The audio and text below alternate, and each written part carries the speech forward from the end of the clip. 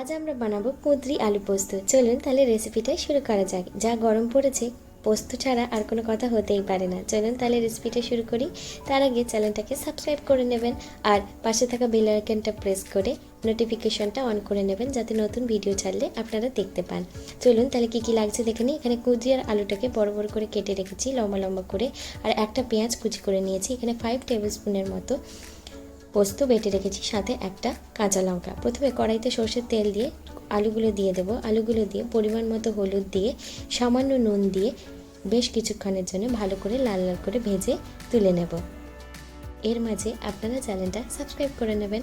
এরপর দেখুন আলুগুলো ভাজা হয়ে গেছে, আমি তুলে নিলাম। ওই কড়াইতে আরেকটু সর্ষের তেল দিয়ে কুঁদরিগুলো দিয়ে দেবো এবং পরিমাণ মতো নুন এবং পরিমাণ মতো হলুদ দিয়ে কুঁদরিগুলোকেও লাল লাল করে ভেজে তুলে নেব।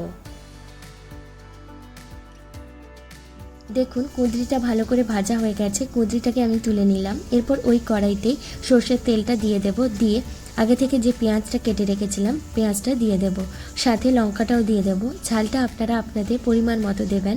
এরপর পেঁয়াজটাকে ভালো করে লাল লাল করে ভেজে নেব। এরপর আগে থেকে যে আলু আর কুঁদরিটা ভেজে রেখেছিলাম ওটা দিয়ে দেব, দিয়ে ভালো করে পেঁয়াজের সাথে আলু আর কুঁদরিটাকে উপর নিচ করে মিক্স করে নেব। 2 থেকে 3 মিনিটের জন্য ভালো করে নেড়েচেড়ে মিক্স করে নেব।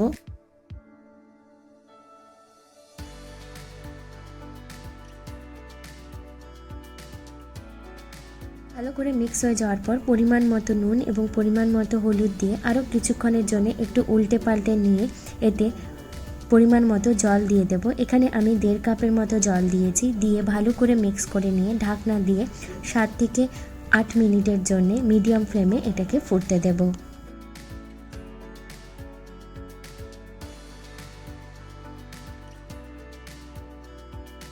এর মাঝে রেসিপিটা ভালো লাগলে আপনারা চ্যানেলটা সাবস্ক্রাইব করে নেবেন, আর কেমন লাগলো আমাকে কমেন্টে জানাতে কিন্তু ভুলবেন না। দেখুন ঢাকনা খোলার পর ভালো করে একটু কুঁদরি আর আলুগুলো প্রায় সেদ্ধ হয়ে গেছে। এবার আগে থেকে যে পোস্তটা বেটে রেখেছিলাম পোস্তটা দিয়ে দেব, দিয়ে ভালো করে এটার সাথে মিক্স করে দেব। মিক্স করে দিয়ে 2 থেকে 3 মিনিটের জন্য আবারও ঢাকনা দিয়ে এটাকে লো ফ্লেমে ফুটতে দেব। দেখুন আমি ঢাকনাটা দিয়ে দিলাম। এরপর ঢাকনা খোলার পর দেখুন পোস্তটার সাথে কুঁদরি আর আলুটা কত গায়ে গায়ে লেগে এসেছে। একদম রেডি সার্ভ করার জন্য। আপনারা গরমকালে এটা বানিয়ে দেখবেন, আশা করি আপনাদের ভালো লাগবে। কেমন হলো আমাকে কমেন্টের মাধ্যমে জানাবেন, আর চ্যানেলটা সাবস্ক্রাইব করে নেবেন। আমি পারো, আপনারা দেখছেন পারো রান্নাঘর। ভালো থাকবেন, সুস্থ থাকবেন, নতুন নতুন রান্না করতে থাকবেন। বাই।